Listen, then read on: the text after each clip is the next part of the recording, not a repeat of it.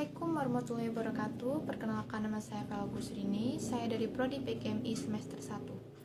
Saya ingin mempresentasikan tugas PowerPoint yang telah saya buat, yaitu tentang berbagai teori tentang belajar. Belajar merupakan kegiatan yang alamiah yang dilakukan oleh manusia. Kegiatan ini sudah kita lakukan ketika masih menjadi anak kecil hingga dewasa. Salah satu tanda seseorang sedang belajar adalah adanya perubahan tingkah laku baik kognitif, psikomotor, dan juga afektif.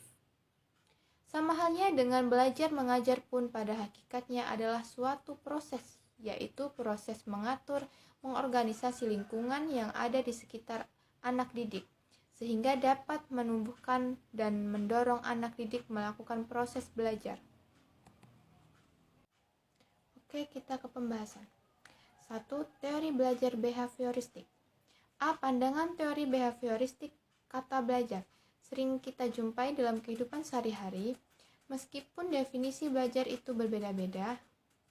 Menurut setiap orang, hal ini disebabkan oleh adanya rumusan batas yang diberikan oleh para ahli yang sukar untuk mencapai kesatuan yang mutlak. Belajar merupakan suatu kata yang sering kita dengar, bahkan sering kita lakukan sebagai seorang mahasiswa. Yaitu karakteristik teori behavioristik. Karakteristik utama menurut teori behavioristik ialah guru bersifat otoritet sebagai pengendali masukan perilaku. Hal ini dikarenakan teori ini menganggap bahwa manusia itu bersifat pasif dan segala sesuatunya tergantung pada stimulus. Karakteristik dari teori behavioristik menurut Munawaroh antara lain: 1. Mengutamakan unsur-unsur dan bagian kecil. 2. Bersifat mekanistis. 3. Menekankan peranan lingkungan. 4. Mementingkan pembentukan reaksi atau respon. 5. Mementingkan peranan kemampuan dan hasil belajar. Belajar yang bermakna terjadi apabila subjek matter dirasakan peserta didik mempunyai relevansi dengan maksud-maksudnya sendiri.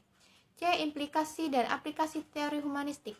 Implikasi dan teori Maslow dalam dunia pendidikan sangat penting dalam proses belajar mengajar. Misalnya, guru mestinya memperhatikan teori ini. Apabila guru menemukan kesulitan untuk memahami mengapa anak-anak tertentu tidak mengerjakan pekerjaan rumah, mengapa anak tidak dapat tenang di dalam kelas, atau bahkan mengapa anak-anak tidak memiliki motivasi untuk belajar.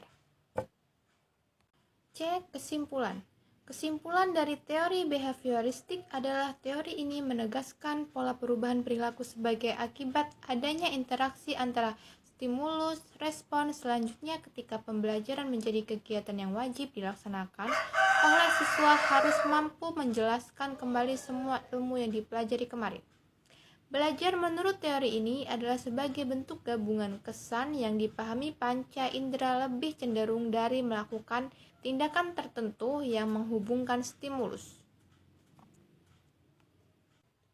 Kesimpulan teori humanistik dalam pandangan humanis. Belajar bertujuan untuk menjadikan manusia selayaknya manusia.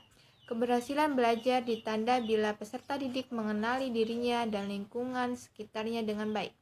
Peserta didik dihadapkan pada target untuk mencapai tingkat aktualisasi diri semaksimal mungkin.